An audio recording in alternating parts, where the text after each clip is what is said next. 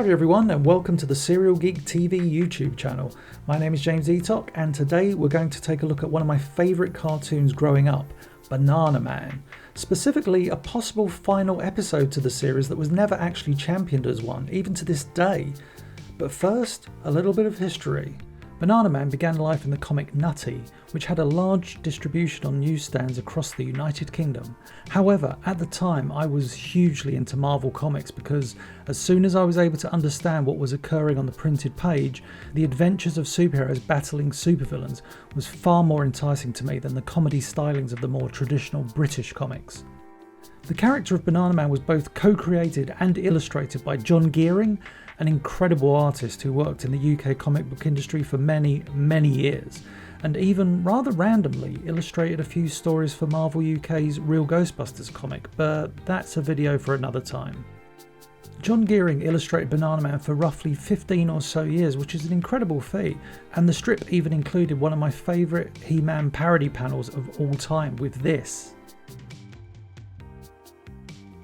When producers were interested in creating an animated series based on a character from the world of British comics, they found Bananaman the most appealing. Yes, that is my first and hopefully only banana-based pun.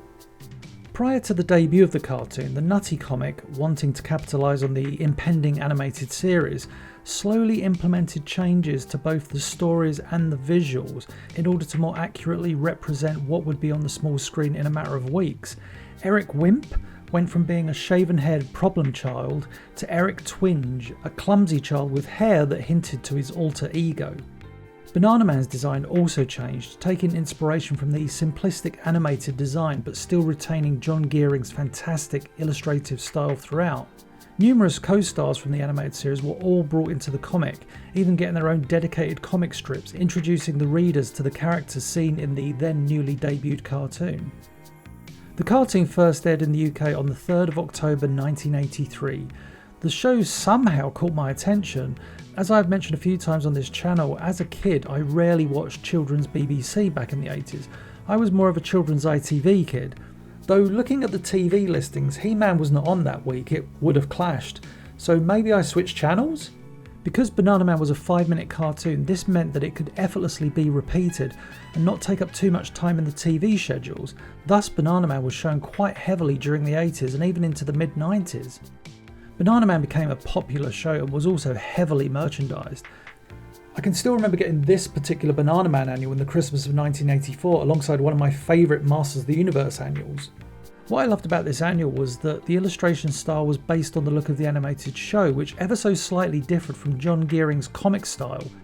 Speaking of the comic-based adventures, Nutty closed its doors with issue 292 and merged with The Dandy, a far more popular British comic at the time. Bananaman not only survived the merge, as numerous other Nutty characters were never to be seen again, but he thrived, with The Dandy often making reference to him being a TV star. The Bananaman cartoon was produced across 3 seasons, 1983, 1984 and 1985, with the BBC airing new episodes from its debut until 1986, a total of 39 episodes.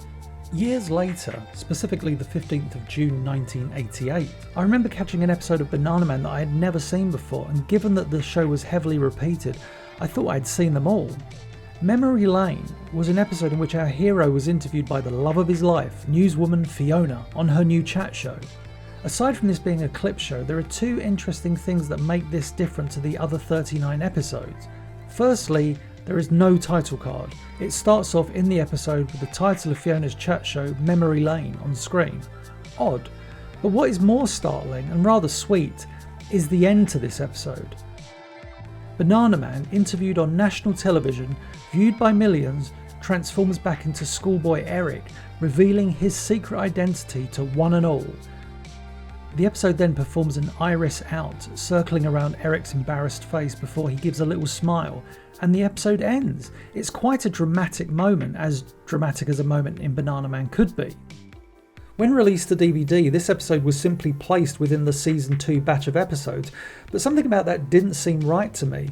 For the aforementioned reasons, this always felt like a final episode. In recent years, I performed some research and made an interesting discovery. This episode, Memory Lane, did not air in 1983 or 1984 or 1985, or even 1986. It aired 2 years later in 1988.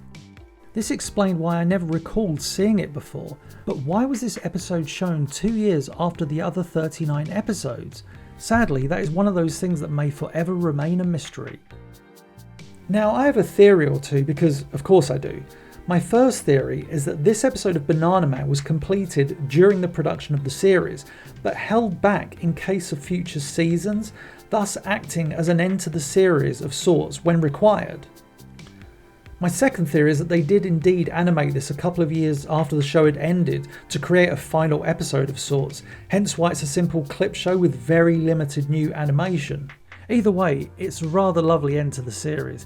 Yes, it's just a clip show, but the final few moments of the episode with Bananaman and Fiona declaring their feelings for one another, and the reveal that Bananaman is Eric, and Tim Brooke Taylor's wonderful delivery of that final line always makes me smile. Oh, heck! Oh, heck indeed.